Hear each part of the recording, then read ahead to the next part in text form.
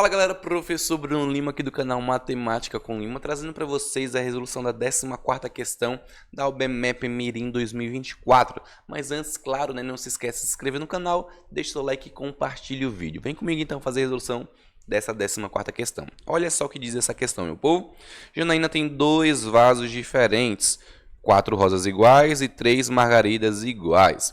A figura mostra uma possível maneira de colocar as flores nos vasos, com 3 rosas e uma margarida em um dos vasos e uma rosa e 2 margaridas no outro.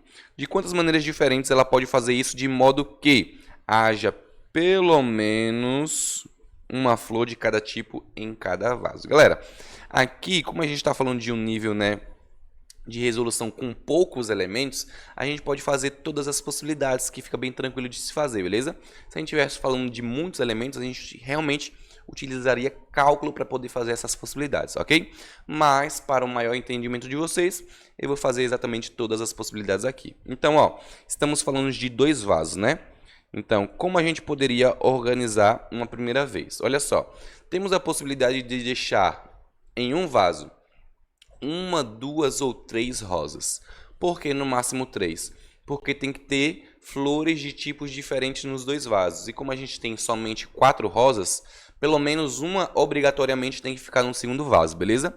Então, no primeiro vaso, a gente pode ter uma rosa, 2 ou 3 rosas, ok? Agora, em relação às margaridas, em um vaso, a gente pode ter 1 ou 2. Por quê, professor? Porque a gente tem 3 no total, ok? Então, 2 no máximo, porque uma tem que ficar no outro vaso, certo?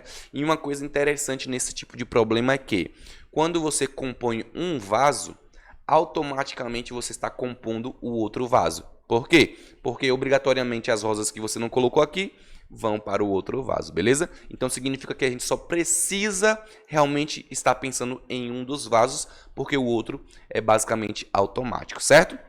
Então, no primeiro caso, a gente pode pensar o quê? Vamos pensar em deixar somente uma margarida, certo? Então, deixando somente uma margarida, a gente poderia ter o caso de uma rosa e uma margarida.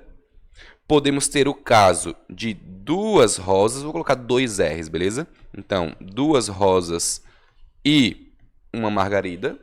Estou pensando no primeiro caso, onde o primeiro vaso tem somente uma margarida. A gente tem essas 3 possibilidades, ok?